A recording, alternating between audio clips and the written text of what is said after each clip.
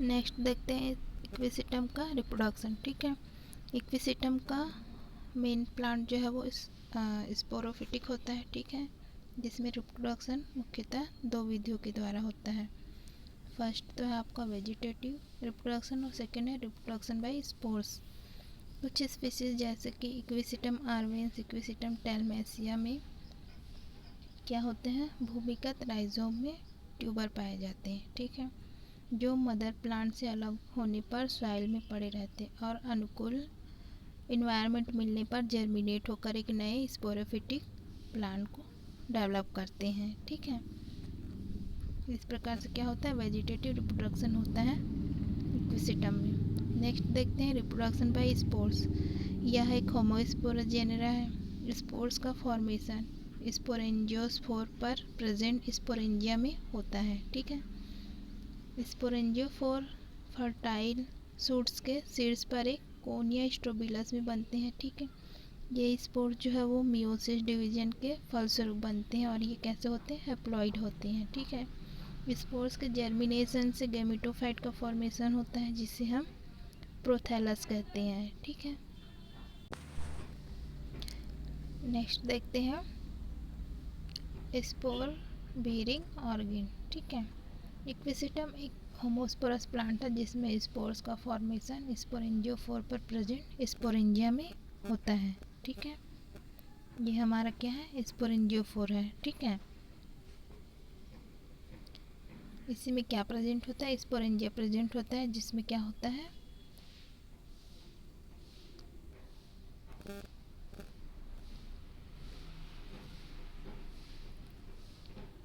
होता है, स्पोर्स का प्रोडक्शन होता है। ठीक है, स्पोरेंजियोफोर फर्टाइल सूट के सीड्स पर कौन से स्ट्रोबिलस में लगे रहते हैं। ठीक है, प्रत्येक फर्टाइल सूट्स पर केवल एक कोन ही पाया जाता है। ठीक है, ये क्या है, फर्टाइल सूट है और इसके ऊपर सिर्फ एक ही कोन प्रेजेंट होता है। ठीक है, फिर नेक्स्ट देखते हैं स्पोरेंजियोफोर।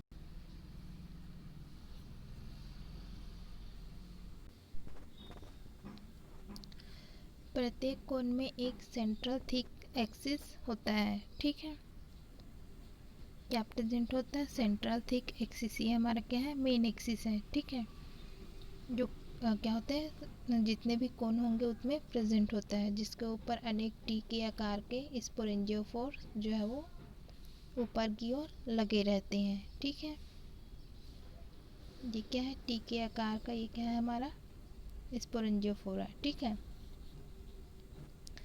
ये एक हॉर्न में जो है वो अरेंज होते हैं। ठीक है, एक चक्र के रूप में क्या होते हैं, अरेंज होते हैं और प्रत्येक चक्र में अनेक स्पोरेंजियोफोर जो है पाए जाते हैं। ठीक है, प्रत्येक स्पोरेंजियोफोर को दो भागों में डिवाइड किया गया है। इसके दूरस्थ भाग में एक सिलेंड्रिकल स्टाक पाया जाता है। ठीक है, ये क्या है, सिलेंड्रिकल स्टाक है। ठीक है, जो कि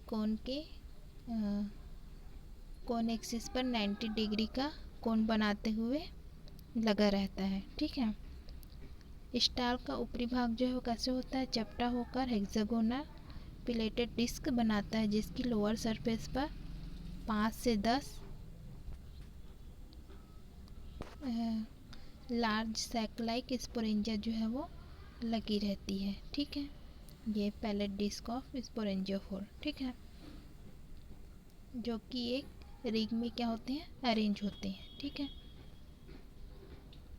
और एक यंग स्ट्रोबिलस के स्पोरेंजियोफोर के ऊपरी सिरे आपस में क्या होते हैं, घनिष्ठ रूप से एक दूसरे से जुड़े रहते हैं। ठीक है, और स्पोरेंजियोफोर के चारों ओर एक क्या करते हैं, कवर का फॉर्मेशन करते हैं जो कि क्या करता है, उसको सुरक्षा प्रदान करता है।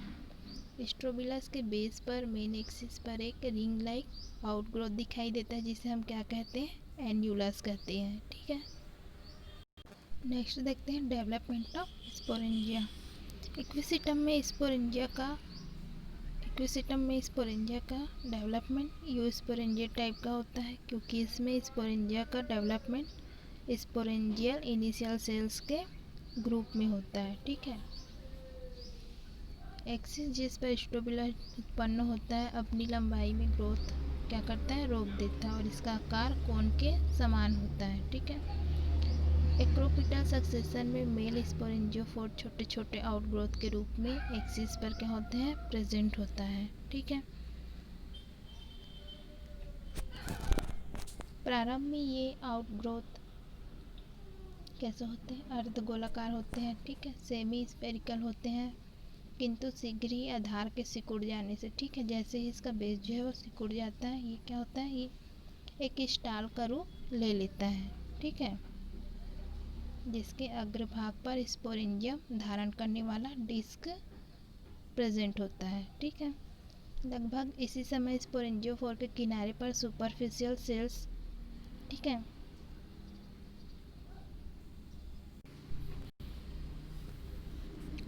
जो सुपरफिशियल सेल्स होते हैं वो अन्य सेल से कैसे होते हैं, अलग दिखाई देते हैं। ठीक है, यह स्पोरेंजियल सेल्स भी स्पोरेंजियम के बनने में क्या होते हैं, हेल्प करते हैं। ठीक है, इसलिए इक्विसिटम में स्पोरेंजिया के डेवलपमेंट को क्या कहते हैं, यू स्पोरेंजिएट कहते हैं। ठीक है, स्पोरेंजियोफोर के मध्य भाग में ग्रोथ के कारण शीघ्र ही क्या होता है, इनिशियल सेल्स जो है वो लेटरल साइड और बाद में कंटिन्यूस नीचे की ओर जाते हैं।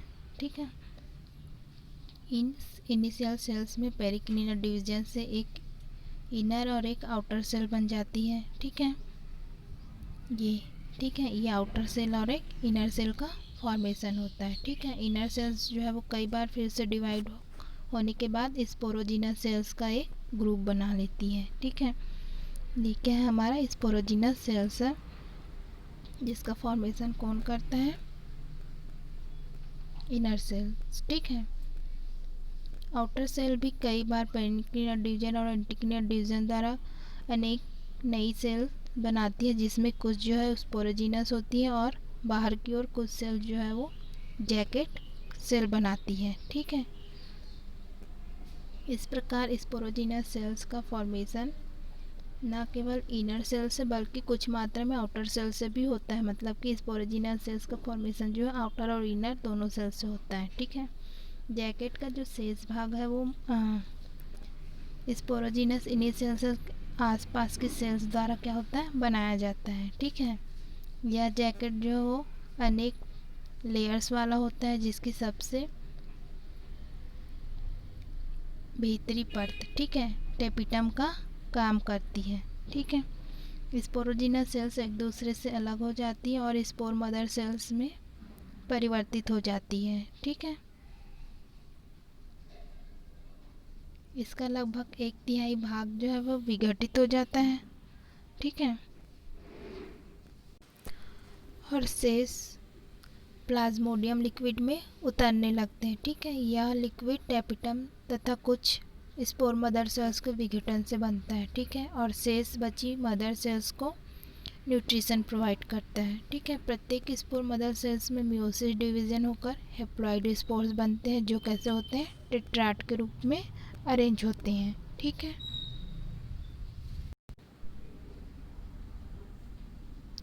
फिर देखते हैं सबसे पहले स्ट्रक्चर ऑफ मैच्योर स्पोरेंजिया। ठीक है, एक मैच्योर स्पोरेंजिया साइक्लाइक स्ट्रक्चर के रूप में दिखाई देता है, जिसके अंदर बहुत से स्पोर जो है वो भरे रहते हैं। ठीक है, ये स्पोर समान आकार वाले होते हैं, इसलिए इसको क्या कहते हैं, होमोस्पोरस कहते हैं। ठीक है, मैच्योर स्पोरेंजिया जो है सिंगल लेयर वॉल वाली होती है, जिसमें स्पाइरल थिकनिंग प्रेजेंट होता है। ठीक है, जबकि यंग स्पोरेंजियम की वॉल 2 से 4 थिक वॉल वाली होती है। ठीक है, इनर वॉल जिसका फॉर्मेशन स्पोरेंजियस सेल से होता है, उसे हम क्या कहते हैं, टेपिटम कहते हैं। ठीक है, जैसे जैसे स्पोर्स का फॉर्मेशन होते जाता है, वैसे वैसे इनर वॉल जो है वो नष्ट होते जाती है। ठीक है, प्रत्येक स्पोरेंजियम में बहुत से स्पोर्स पाए जाते हैं, जिनका फॉर्मेशन मियोसिस डिवीजन के फलस्वरूप होता है। ठीक है, और ये कैसे होते हैं, हैप्लॉइड होते हैं। ठीक है, नेक्स्ट देखते हैं डायसेंस ऑफ स्पोरेंजिया।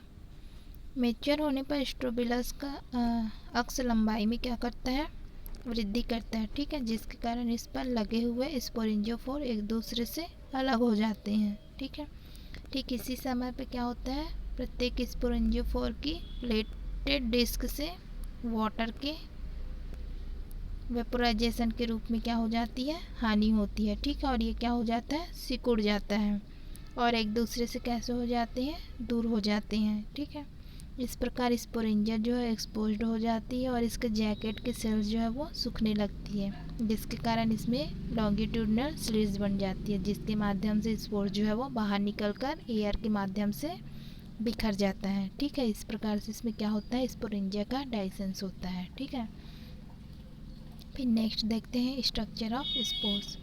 इक्विसिटम के मेच्योर स्पोर जो है वो स्पेरिकल होते हैं, जिसमें एक न्यूक्लियस और बहुत से क्लोरोप्लास्ट जो है वो प्रेजेंट होता है। ठीक है, प्रत्येक स्पोर्स अपने चारों ओर एक वॉल बना लेती है, जिसमें 4 कंसेंट्रिक लेयर पाए जाते हैं।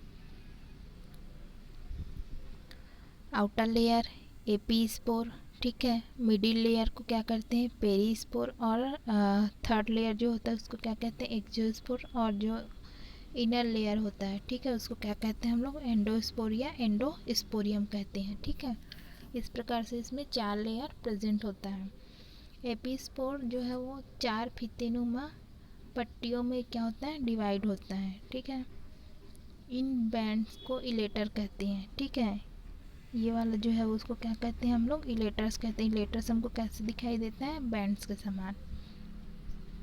ये इलेटर्स एक ही स्थान पर एक दूसरे से जुड़े रहते हैं। इन इलेटर्स का अग्रभाग जो है वो स्पून शेप्ड होता है। ठीक है, चम्मच नुमा दिखाई देता है हमको, और ये स्पोर्स के चारों ओर स्पाइरल क्रम में क्या होते हैं अरेंज होते हैं। ठीक है, ये इलेटर्स जो है वो हाइग्रोस्कोपिक नेचर वाले होते हैं। ठीक है, नमी या मॉइस्ट की उपस्थिति में ये बैंड्स या इलेटर्स स्पोर्स के चारों ओर क्या हो जाते हैं लिपट जाते हैं। ठीक है, और उसको सूखने और क्या होते हैं लिपट जाते हैं, नमी मिलती है वैसे, और जैसे सूखता है ये फिर से ओपन हो जाता है। ठीक है,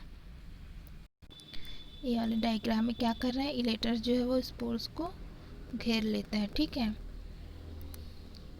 फिर देखते हैं फंक्शन ऑफ इलेटर्स। इलेटर्स के क्या क्या काम होते हैं। ठीक है, इलेटर जो है स्पोर्स के डिस्पर्सल के समय पैराशूट की भांति कार्य करता है और उन्हें एक स्थान से दूसरे स्थान तक पहुंचाने में सहायता करने के साथ साथ क्या करता है स्पोरेंजियम के डाइसेंस में भी हेल्प करता है। ठीक है, इलेटर जो है वो हाइग्रोस्कोपिक नेचर के होते हैं और नमी मिलने पर ये स्पोर्स के चारों ओर लिपट लेते हैं। ठीक है, और जैसे स्पोरेंजिया के मेच्योर होते हैं ये क्या होते हैं सूख जाते हैं और अनक्वाइड होकर फिर से ओपन हो जाते हैं। ठीक है,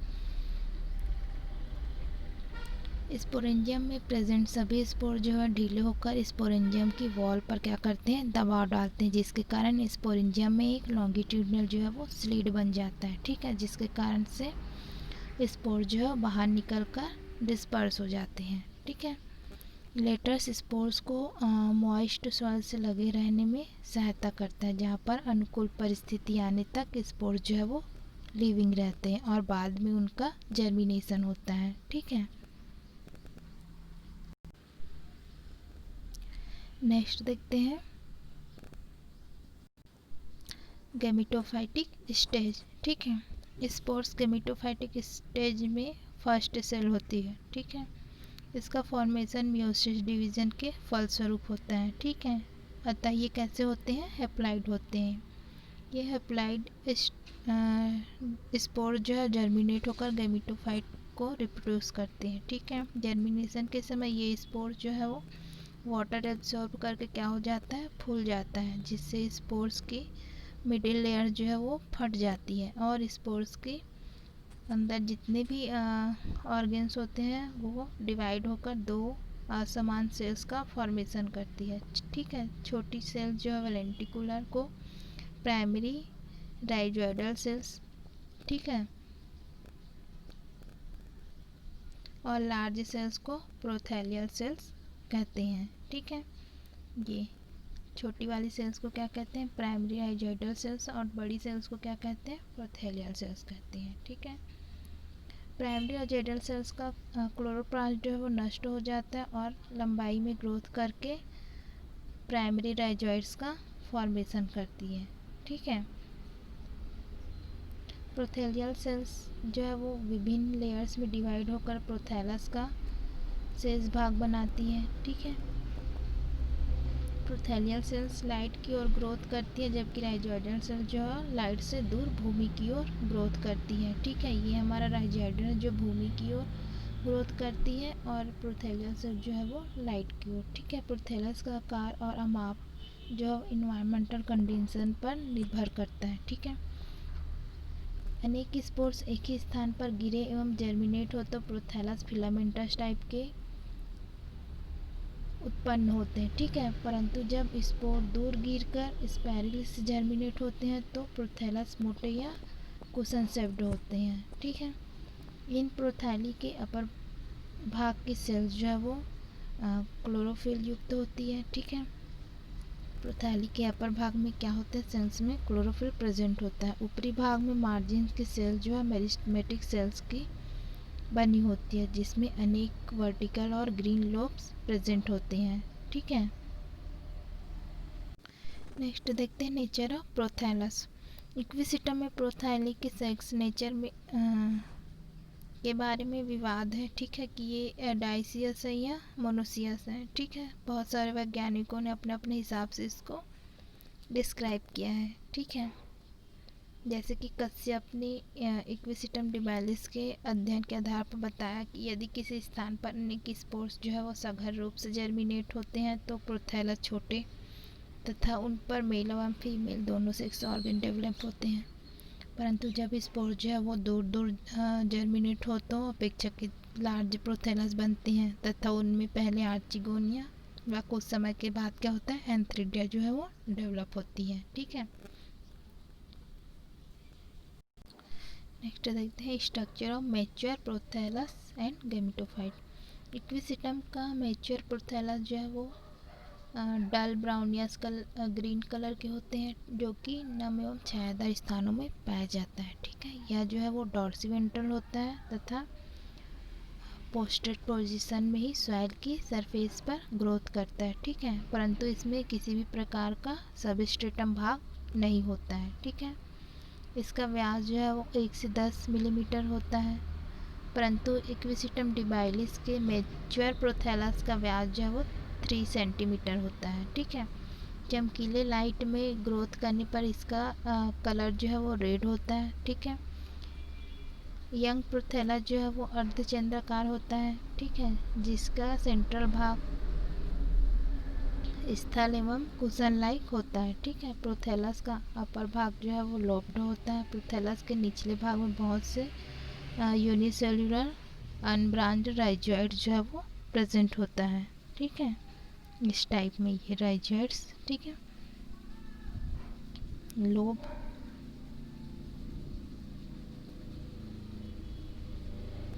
जो कि प्रोथैलस को सबस्ट्रेटम पर स्थिर रखने में हेल्प करता है और वाटर एवं मिनरल को एब्जॉर्व करने का कार्य करता है। ठीक है, इक्विसिटम डिबैलिस का प्रोथैलस जो है वो रेडियल एवं हार्ड शेप्ड का होता है। ठीक है, प्रोथैलस के कुशन के किनारे मेरिस्टेमेटिक नेचर वाले होते हैं। ठीक है, नेक्स्ट देखते हैं सेक्स ऑर्गन। ठीक है, इक्विसिटम के मेल एवं फीमेल सेक्स ऑर्गन्स को क्रमशः जो है वो एंथ्रिडिया और आर्चिगोनिया कहते हैं। ठीक है, दोनों ही प्रकार के सेक्स ऑर्गन्स प्रोथैलस के सुपरफिशियल मेरिस्टेमेटिक सेल्स से डेवलप होते हैं। ठीक है, सबसे पहले देखते हैं आर्चिगोनिया। आर्किगोनिया का डेवलपमेंट प्रोथैलस के अपेंडेजेस के आधार पर प्रेजेंट मेरिस्टेम से होता है। ठीक है,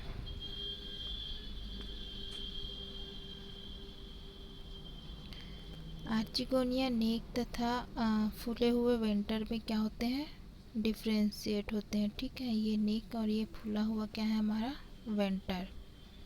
ठीक है, नेक में एक अथवा दो नेक कैनाल सेल्स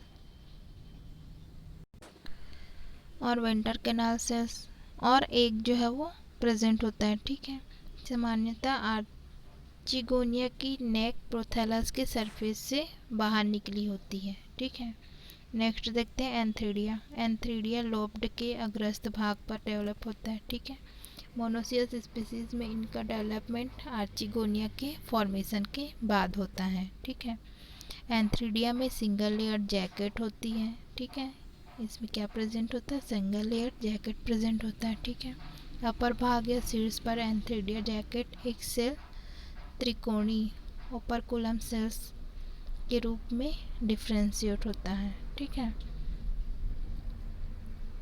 भीतर उपस्थित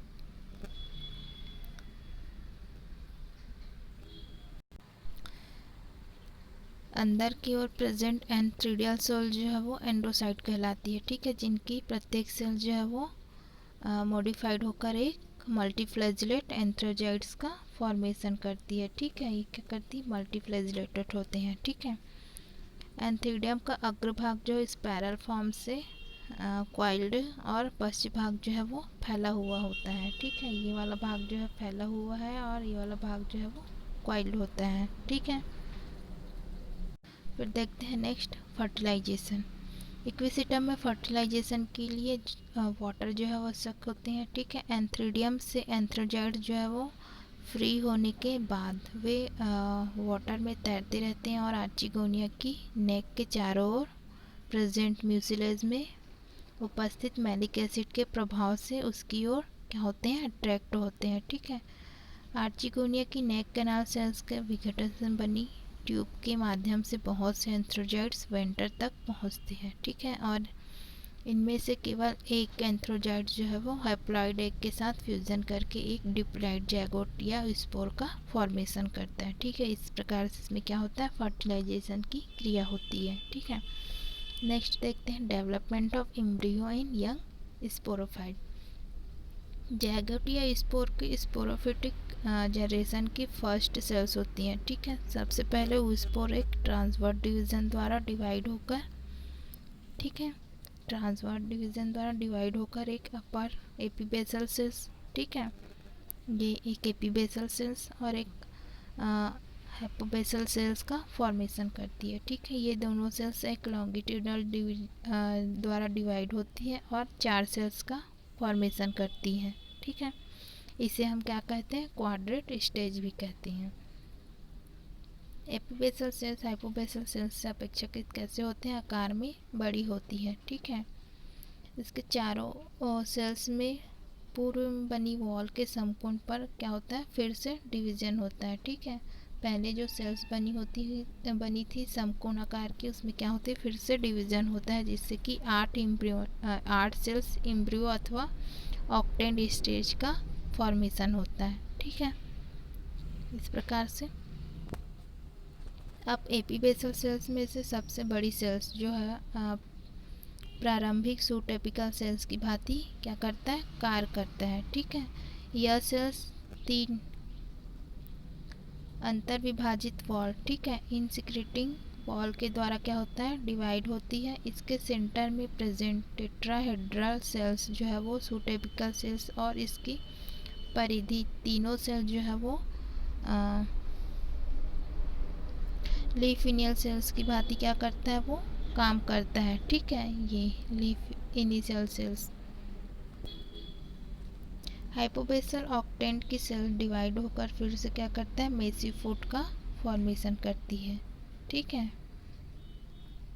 हाइपोबेसल ऑक्टेंट की सबसे बड़ी सेल्स जो है वो रूट इनिशियल सेल्स की भांति काम करती है। ठीक है, इस प्रकार से या सेल्स अग्रभाग पर डिवाइड होकर रूट कैप इनिशियल सेल्स का फॉर्मेशन करती है। इसमें सस्पेंसर जो है वो एब्सेंट होते हैं। ठीक है,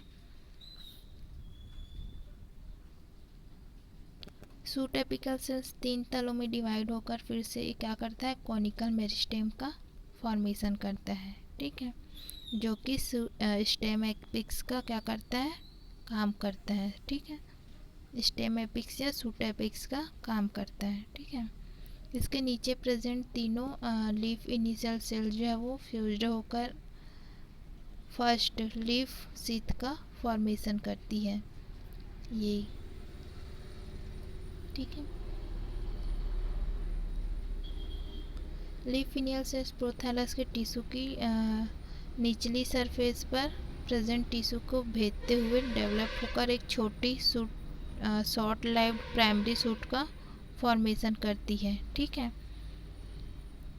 सूट सेल जो है वो एक्टिव रूप से डिवाइड होती है और ग्रोथ करते हुए कैलिप्ट्रा से बाहर निकल आती है।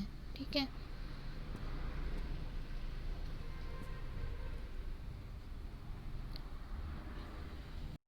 फिर क्या होता है, यंग स्टेम की नोड से क्या होते हैं, क्रमशः सेकेंडरी और टर्सरी लीफ सीथ का फॉर्मेशन होती है, ठीक है, जिसके कारण स्टेम जो है वो ज्वाइंट दिखाई देता है हमको, ठीक है।